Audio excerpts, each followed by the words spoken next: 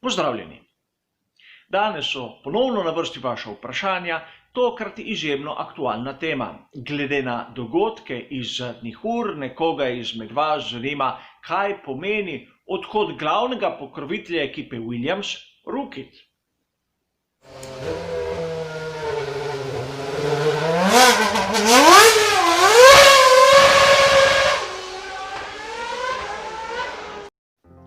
Marsikdo izmed vas bi si lahko mislil, da je ta tema bistveno bolj primerna za tisti naš običajen tedenski pregled dogodkov, seveda z mojim komentarjem. A če sem pravzaprav iskren, se mi zdi, da je tu v ozadju še kar nekaj dejstev, katere velja poudariti, o katerih velja malce bolj globoko razglabljati in kar je meni osebno še bistveno bolj pomembno, nekdo izmed vas je izrecno vprašal to vprašanje. To je meni dovolj, da si vzamem čas in naredim poseben prispevek o tej temi. In poleg vsega ostalega menim, da bi znalo še koga drugega to zanimati.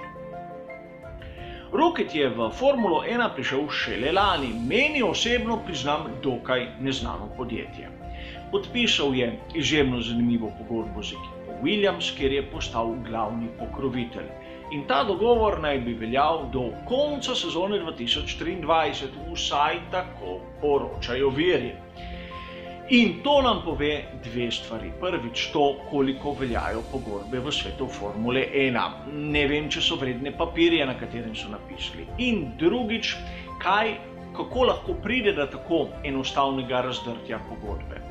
Verjetno je bilo sporazumno, a treba je razumeti tudi to, da tistih pogodb med, pokroviteljem in ekipo mi, navadni navdušenci, nikoli ne bomo videli. To so skrivni dogovori in tudi ta tok denarja ostaja malce zavit v meglo, vseeno. Sam si predstavljam, da pri Rookitu zaradi gospodarske globalne krize so bili malce na tesnem s prihodki, zato so morali nekako znižati stroške in tudi zaradi tega so prekinili pogodbo z Williamsom. Da bi bil vzrok prekinitve pogodbe slabi rezultati, sam osebno dvomim, kajti prvič videli so, v kako ekipo grejo, že lani. Ukolikor bi želeli predčasno prekiniti pogodbo zaradi slabih rezultatov, bi to storili bistveno prej, ne sedaj, tik pred začetkom nove sezone.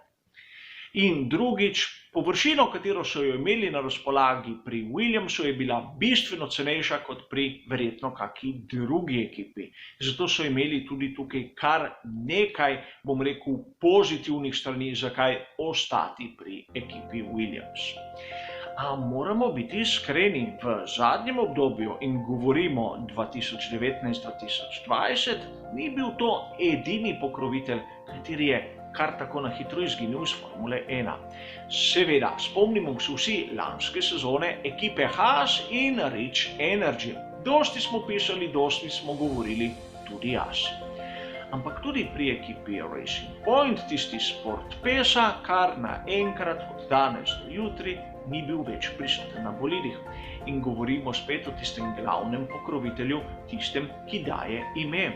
In po virih so imeli pogodbo za sezono 2019-2020 z opcijo za sezono 2021.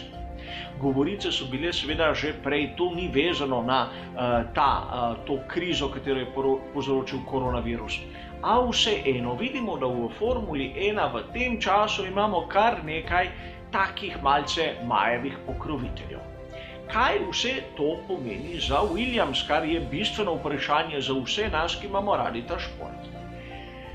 Sami odgovorni pri ekipi Williams so povedali, da bodo skušali ta izpad čim prej nadoknaditi vsemi možnimi variantami, od tega, da dobijo novega pokrovitelja, novega partnerja, pripravljeni so celo prodati določen delež v podjetju. In seveda mnogi, tako kot jaz, se brali v raznih virih, da je Williams tik pred propadom, da bodo prodali ekipo, da še nekaj dni in bodo zaprli vse skupaj. Bodimo malce bolj pozorni na tisto, kar so povedali pri ekipi Williams. Iščejo vse možnosti. In če smo pravzaprav iskreni, Williams je v taki ali drugačni finančni krizi tam nekje od začetka tega tisočletja. Kako je sploh Toto Wolff prišel v Formulo 1? Tako, da je kupil določen delež v ekipi Williams, ko je bila ta v finančni krizi. Zakaj pa je bil dan tam na vodilna mesta, po vašem mnenju? A o tem ponavadi se je malce tiho. Današnja struktura ekipe Williams po procentih tistemu, kar je dosegljivo, gre nekako takole. Podatki so iz sezone 2017. Frank Williams 51,3%, brat Hollinger 11,7% vseh delnic in velika večina teh delnic je tista od Tota Wolffa. Patrick Head 9,3%, 24,1% vseh delnic je na prostem trgu, kajti Williams je delniška družba, katera kotira na borzi, in 3,6% je pa v posebnem skladu za zaposlene ekipe. Dobro, to še ne reši tiste velike finančne krize, ki jo ima Williams, a sedaj se vprašamo, ima Williams res tako izgubo, tako finančno krizo, tak izpad, da se moramo bati za usodo tega moštva? Slišali smo, da je Williams nekako imel izgubo tam okrog 15 milijonov, govorimo za sezono 2019. A za 2018 se je govorilo, da je imel prihodkov več kot odhodkov za približno 15 milijonov. Torej so nekje na ničli za sezono 2020. In mnogi boste rekli, tudi pokrovitelji so jih zapustili, ne samo Rocket. In govorimo tu o Rexoni, o katerem je bilo napisano kar nekaj strani. Treba je povedati, da Rexona je del skupine Unilever, kateri je podpisal dogovor z McLarenom za sezono 2020. A sam na predstavitvi njihovega bolida nisem videl nobenega napisa, vsaj ne v taki površini, kot smo videli na Williamsu. In druga točka, ko sem pogledal malce bolj podrobno po uradnih straneh, sem videl, da gre za tehnični dogovor med eno multinacionalko in, bom rekel, drugo skupino, to se pravi McLarenom. Teža tega dogovora okrog $1 milijona, to se pravi nobena velika vsota glede na svet Formule 1.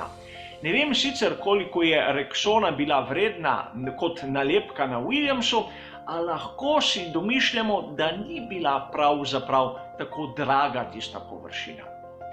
In zakaj se je to zgodilo prav zdaj, tik pred začetkom sezone?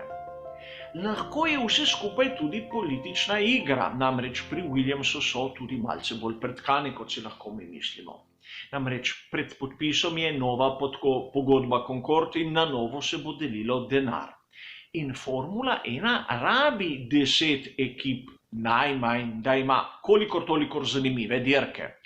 Torej, mogoče je vsa zgodba prišla na dan v pravem trenutku, da se Liberty Media spravi v položaj, na katerem bomo videli, da bodo znali kar se da lepo popustiti. A treba je razumeti, da v tem trenutku ni samo Williams tisti, kateri je hočeš nočeš v rahli nevarnosti. Ne smemo pozabiti na ekipo Haas, katera nima glavnega pokrovitelja in, bom rekel, še danes se financira izključno iz sredstev Gina Haasa. In tudi na Alfa Romeo Racing jaz ne bi kar tako pozabil. Namreč vemo, da bo prišlo do združitve med tisto skupino FCA pa PSA in v tej novi tvorbi bodo imeli Francozi glavno besedo. Bodo še financirali program v Formuli 1. Ne vem, glede na prodajo, ki jo ima Alfa Romeo, lahko bomo tudi videli, da bojo to pokroviteljstvo umaknili. In potem bomo imeli tudi Sauber, verjetno ponovno se bo klicala ekipa tako, v podobnem položaju, kot je danes Williams. V tem pogledu Budget Cup izjemno dobra zadeva, katera bo prisilila marsikaterega pokrovitelja, da namesto majhne nalepke pri tistih močnih ekipah bo dal veliko nalepko na tiste slabše ekipe. Plačal bo pravzaprav isto količino denarja, tisti manjši bodo pa s tem lažje preživeli. V glavnem, ne bi bil tako pesimističen, o Williamsu se je govorilo izjemno slabo v zadnjih mesecih, dajmo jim čas in upajmo na najboljše. Hvala za vašo pozornost in nasvidenje.